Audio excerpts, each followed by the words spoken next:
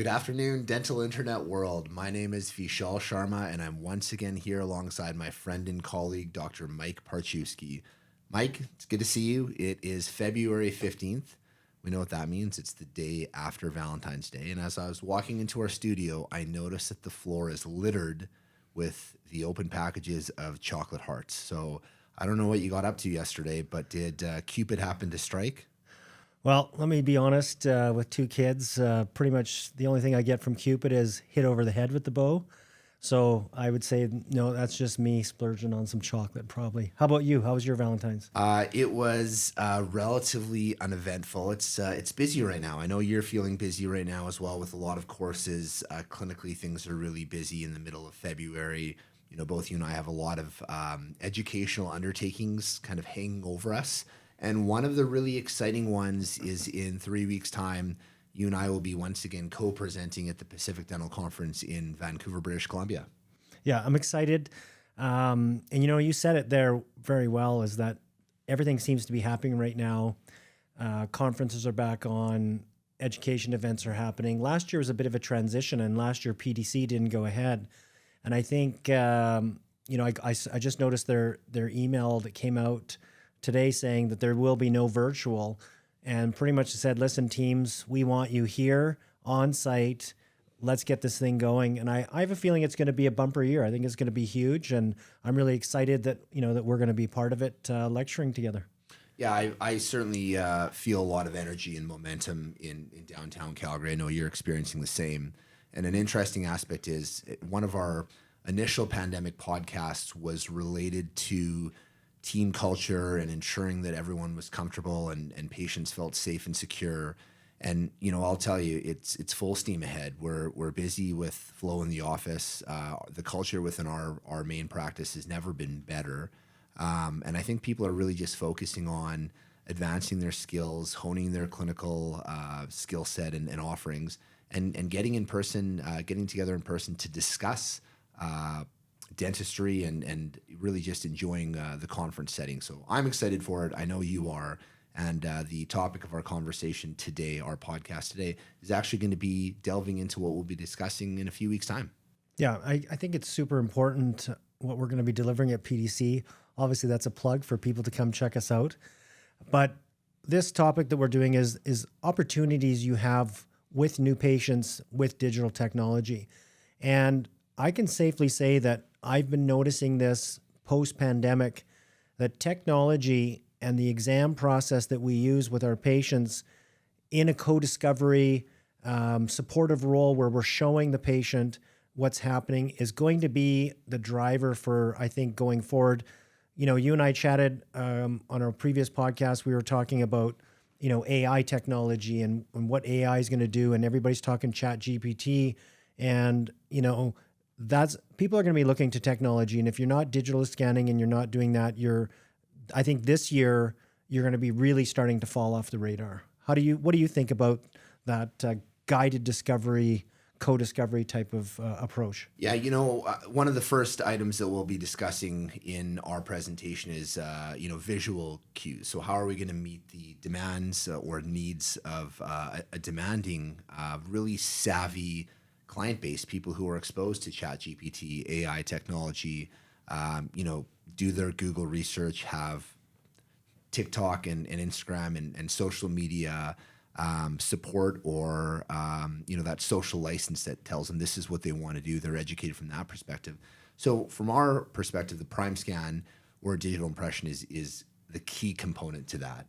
And if you asked me to take that away from my new patient exam, where we're just back to visually describing what we're seeing, talking about what we're seeing, writing things down on a piece of paper or an erasable board, it would just be such a paradigm shift, a backward shift. I'm not sure how well I would be able to adapt to it. So, the first component with that co-discovery to me is a digital scan where you've got a colorized topographical map showing where the occlusal contacts are, discussing inflammation, discussing crowding, all of those things. And then really that opens up the avenue for other components. After that aspect, Mike, what then are you delving into after the digital scan? Well, Of course, when that patient comes in, we're reviewing medical history, we're reviewing their dental history, chief concerns, making sure that we're addressing the reason they're in the office. And then using that digital impression helps set a baseline, gives us the information that we need for the future to look at how, the bite changes, where, aesthetic exam, consult on aligners, anything that we're starting to plan on, we're going to use those digital impressions in the future. And then the other part of it is, x-rays and what do we need for baseline. And a big part of what I teach and what we make part of our big workflow is that CBCT. Because with the CBCT, we have low mode, we have medium mode, we have HD. We are able to dial in the field of view, and we're able to dial in the radiation dose so that we can use our CBCT as a tool now and keep those ALARA principles well managed. So I really feel that the CBCT is a big piece of it. And then the ability for us to use that in a visual field. So one thing that we teach is that whole, you think back to dental school, and there you were in a dark room. You'd capture your films, and then you'd be in that, and you probably have those. I thought you meant an emotional dark room, and I was like, which direction is this going in? But you meant a physical, obviously exposure dark room. So well, I don't know about you, but back in dental school, it might have felt that way. Like, really. But yeah, there you were in the dark room, you're looking at the x-rays, you're writing reports, you're writing down what your findings are. Patients somewhere else, they're coming back, or you're going to go see them, and there's a disconnect there. And so I really feel when we talk about the visual cues, showing the patients, the guided discovery principles, that CBCT does not need to be hidden in the back. It's got to be there present. There's nothing wrong with, of course, CBCT gets taken. I like to do my quick report workflow before I go see the patient. But then I'm bringing that film up in front of the patient. With DS Core, you can bring your CBCT up in any room quickly, or with Sidexis. So you bring up your CBCT in that exam room with your patient, and now you're going to start looking through the CBCT with the patient. Because I don't know about you, but they see the 3D skull and they think it's it's the one thing I've had patients take pictures or videos with their phone of to show somebody and go, well, you gotta show my partner. I gotta show my partner this. Let me take a photo of it. So I really feel that using the CBCT is in front of the patient, going through it, seeing what you're seeing is super important. And I'll just give you one example of something recent. We had a patient that came in, struggling I think it was on Monday, struggling with airway, not sure if they have sleep apnea, but snoring a little bit. And when I walk in the room, they're, younger patient, healthy, everything else really checked out really well. But they, you could tell that nasal tone, right? And she was getting a consult with an ENT for possible deviated septum fix for cosmetic purposes. And she's on a big delay, doesn't know if she wants to get it done. So we pull up her CBCT, and she literally has no room for air. There's no path for air to go. So my comment to her was, listen, you really should get the nose, aligned, get that septum fixed, but you might also need a turbinate reduction. You might need to get some of that massive tissue down. Now, possibly Flonase to bring that down, some humidification. If we can bring the inflammation down, move air better, and then have the deviated septum fixed, that might solve a lot of your sleep issues. That might solve a lot of the problems that you're having. And I haven't even looked at her teeth yet. And I made a joke on Monday in the room with the patient. I made a joke. I said, okay, well, we solved all these things. Now maybe we should look at your teeth. And isn't that a paradigm shift as opposed to coming into the room and just staring at the teeth and fitting that model that you see in the movies that a dentist is not a real doctor, right?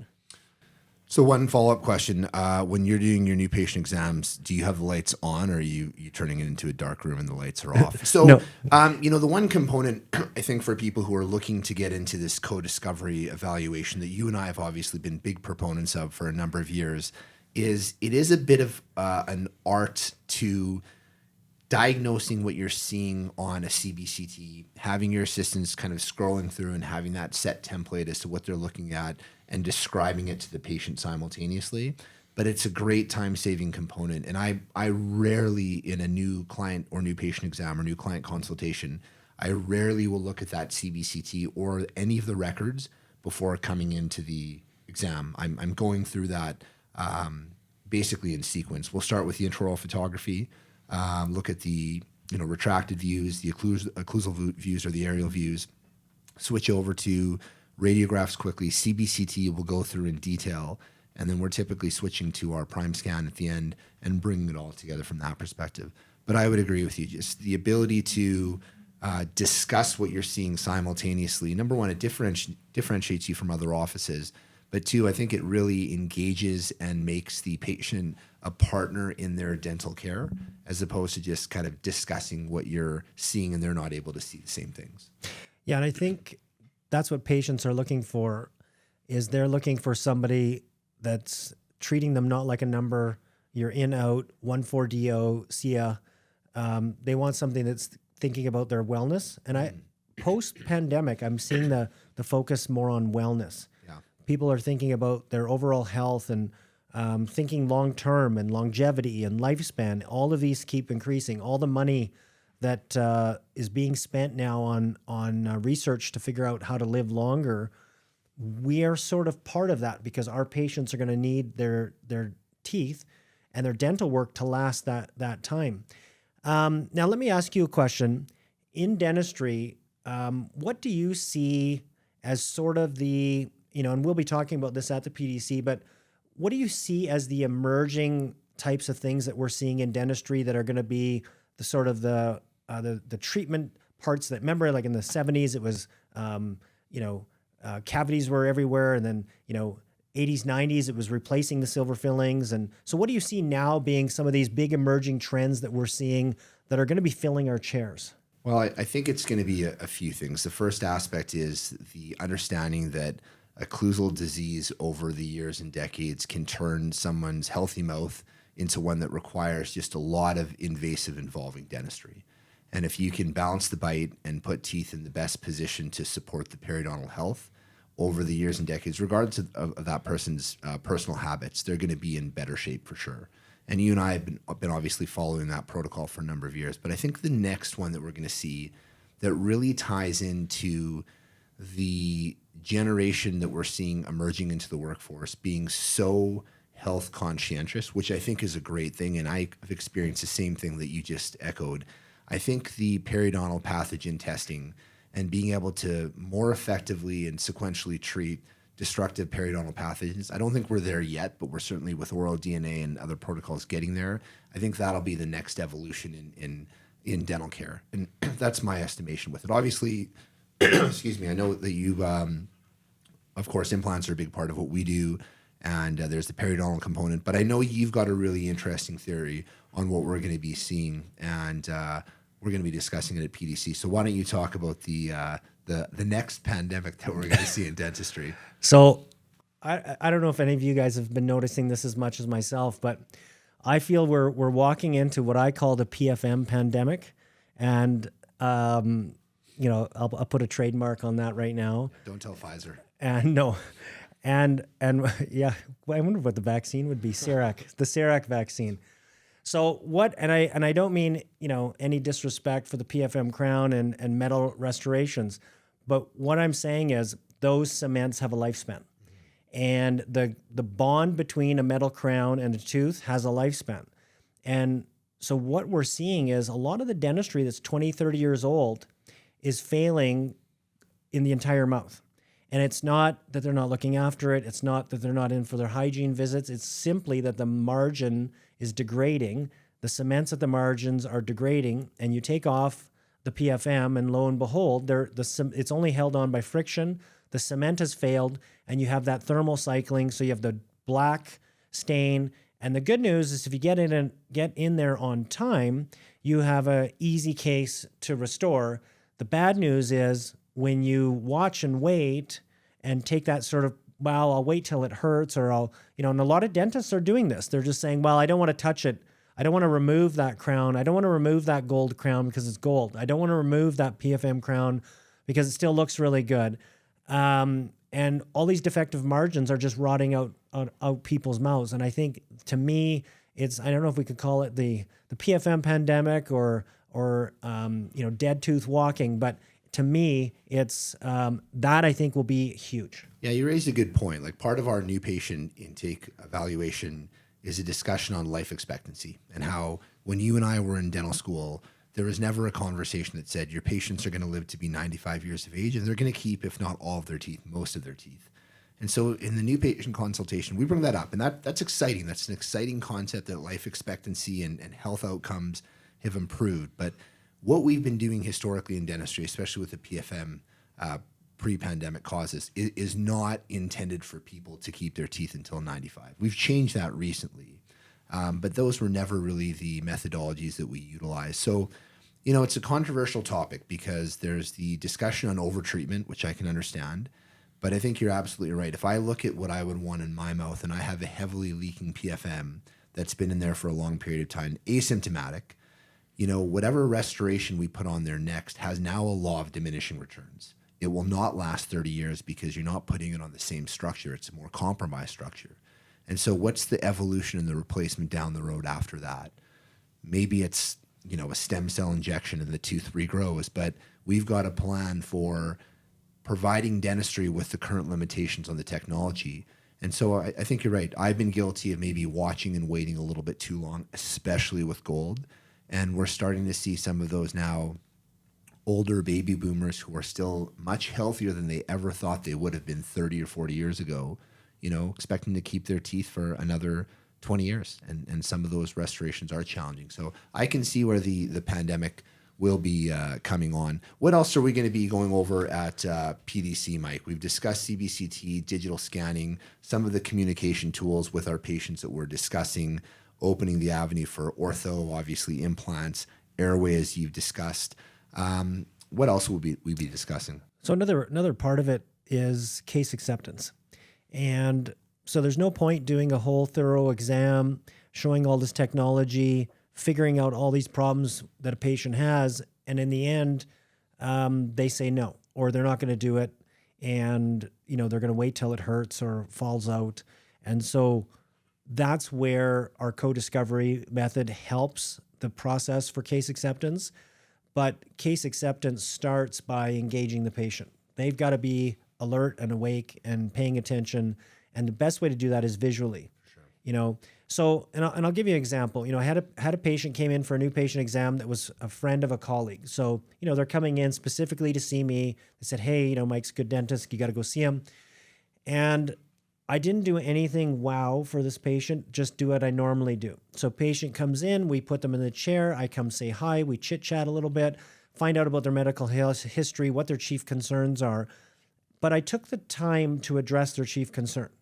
I took the time to take some photos. And the hilarious part about it is this was a scenario where, it was at the end of the day, we fit them in. So we didn't even have our digital scan yet. Okay, we had a couple of films, and I think we had a recent CBCT was done, but the patient just wasn't getting anywhere with their concerns at their current dental office. So we quickly just took a look and sat them down, and we just chatted. So I took my intro camera and took a picture, and we just sat there looking at the screen, talking about the problem that tooth is probably having. Then we pull up the little quick x-ray. We said, I said, well, we'll probably end up wanting to get a CBCT to check this, and that was it. We came up with a plan. It was mostly occlusion driven. And we came up with a plan and a solution, basic stuff. And the patient walked out and felt it was like a revolution. And for me, it was a quick, fast engagement with the patient. But the reason why it was effective is because we did it together. And so then my colleague calls me and goes, I don't know what you did, but she's amazed about how you did your exam and said it's the best experience she's had at a dental office. And I sat back and I thought to myself, and I go, well, I kind of felt like I rushed it a bit because I kind of wanted to go home because it was after work.